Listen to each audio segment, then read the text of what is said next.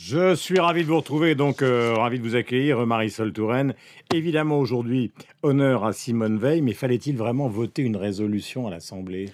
Les parlementaires de la mission pour les femmes ont souhaité présenter cette résolution et je pense que c'est important, à la fois pour rappeler que la loi Veil, la loi de 1974-75, a représenté une étape absolument fondamentale. C'est une loi de libération, une loi d'émancipation pour les femmes. On ne se souvient pas tant que cela de ce qu'était la réalité pour les femmes avant cette date-là. Des avortements clandestins, des risques pour la santé, des femmes qui mouraient ou en tout cas étaient largement menacées. Pourquoi revoter sur une loi qui est votée ? Non, mais il ne s'agit pas de revoter, il s'agit de rappeler l'importance. Il s'agit de rappeler l'importance de cette loi et de rappeler que le combat pour que les femmes puissent maîtriser leur corps reste un combat d'actualité. On le voit aux portes de la France. On entend dans des pays de grande civilisation des responsables dire que le statut des femmes, c'est la maternité.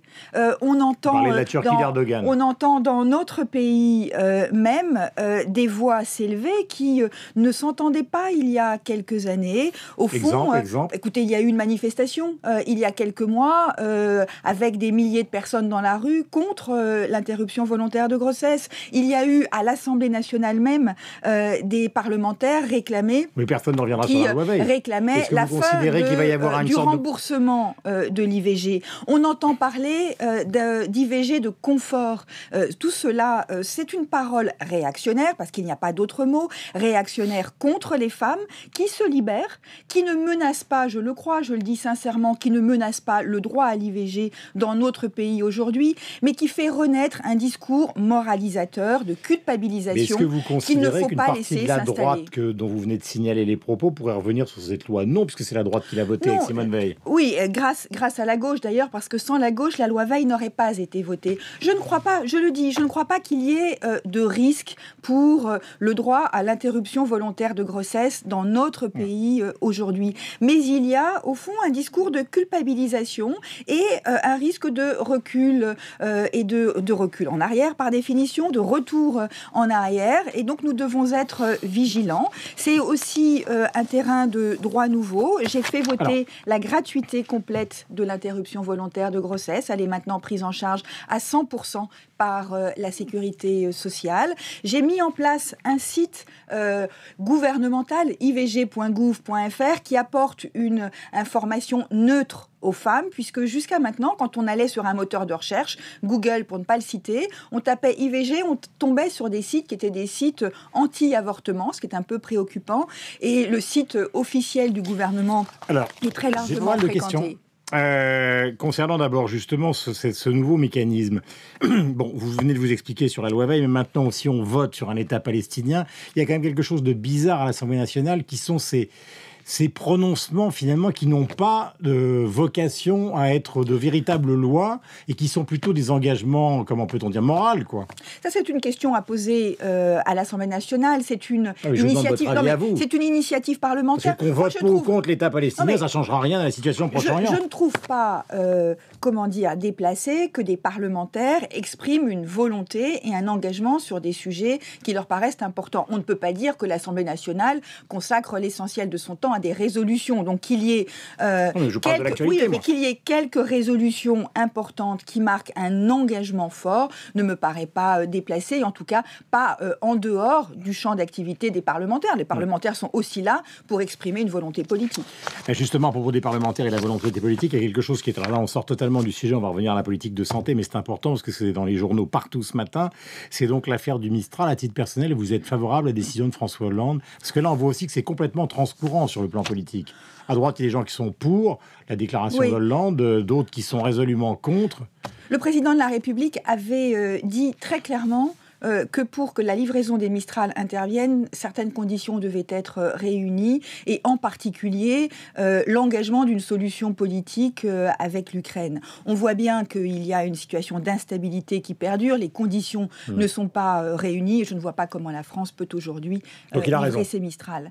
En tout cas, c'est la décision qu'il a prise, et évidemment, le gouvernement est entièrement rassemblé pour soutenir cette Mais vous savez très bien que décision. Vladimir Poutine ne changera pas de politique, donc ça veut dire que c'est pas, on ne sursoit pas les si ça continue comme ça, les Mistral ne seront jamais... Les politiques ne sont jamais, ne sont pas nécessairement immuables. Heureusement, l'histoire montre qu'il y a des politiques qui évoluent et qui se transforment. Et donc, nous verrons si la politique de la Russie évolue, si nous pouvons livrer les Mistral. Et quitte à perdre un peu de crédibilité en matière de signature de grands contrats d'armement, quitte à se voir imposer des dommages et intérêts de 3 milliards. Il y a des enjeux stratégiques, géostratégiques. Là, nous parlons d'une région qui est aux frontières de l'Europe occidentale, de l'Union européenne. C'est à quelques centaines de kilomètres de chez nous. La stabilité européenne est évidemment un sujet tout à fait essentiel pour nous. J'ai un petit papier devant moi, dépassement d'honoraires, les cliniques se rebiffent, et l'un des responsables justement du secteur privé des cliniques déclare « Nous serons contraints de bloquer le système de santé français avec manifestation donc à l'appui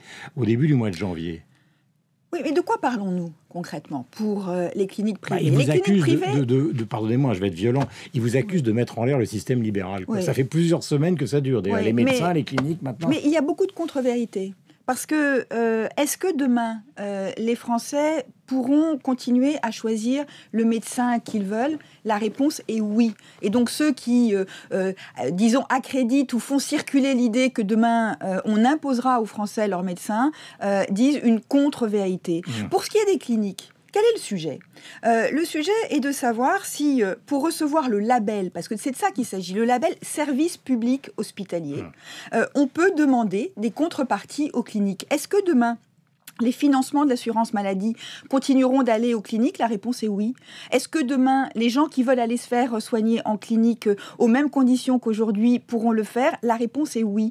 Le seul sujet, c'est pour avoir le label service public hospitalier, puisque la loi va rétablir le principe d'un service public hospitalier. Est-ce qu'on peut demander des contreparties aux établissements? Eh bien oui. Mais c'est votre droit, mais quand ils disent « nous serons contraints de bloquer le système de France », écoutez, il faut quand même que les Français sachent que, en gros, le sujet, c'est est-ce que on peut demander aux cliniques de respecter un certain nombre de conditions, notamment en termes de tarifs, pour être répertoriés comme un service public hospitalier. Mais en tant que ministre de la Santé, est-ce que vous considérez que vous pouvez affronter une grève pareille, c'est-à-dire les systèmes de santé français bloqués par les cliniques privées, fussent-elles justement...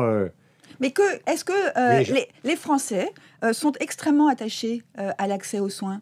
Et je suis certaine que les Français sont attachés à ce que les cliniques soient ouvertes et jouent leur rôle. Mais les Français veulent pouvoir être remboursés par la sécurité sociale. Ils veulent pouvoir choisir, en tout cas.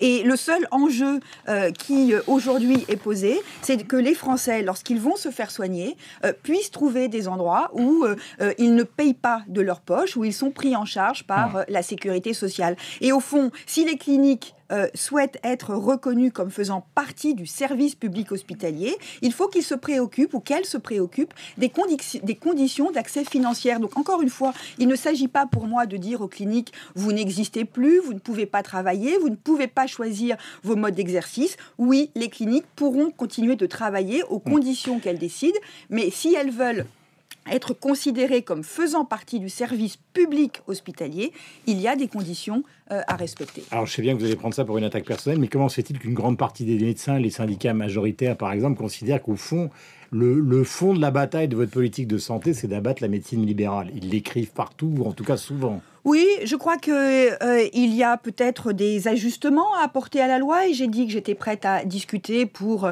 revoir, préciser des rédactions dans la loi parce que... Vous allez recevoir les syndicats. Je vois les organisations syndicales, les représentants des médecins de façon extrêmement régulière. Et encore une fois, s'il y a des interrogations, des doutes à lever, je le ferai de façon extrêmement, de façon très disponible.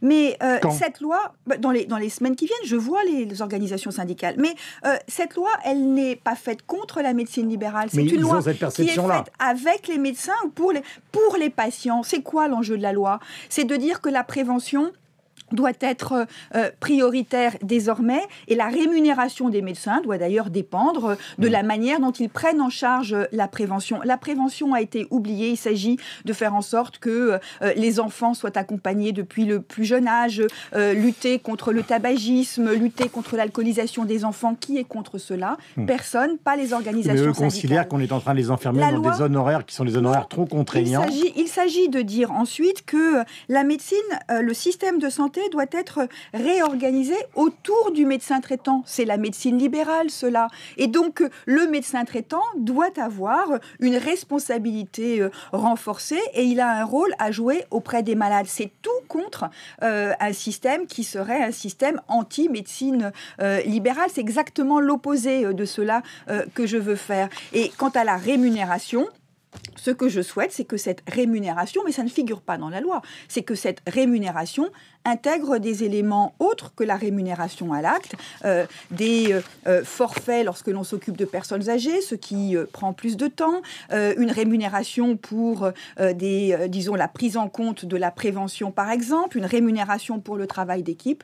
Donc c'est l'évolution de la médecine libérale, mais au contraire, le renforcement de la médecine libérale au service des patients que je souhaite promouvoir. Merci Marisol Tourelle, il est pile 8h26 sur l'antenne de Radio Classique et de LCI. On va retrouver Magali, bien évidemment, et Sophie Poligny sur celle de Radio Classique. Bonne journée à vous. Bonne journée.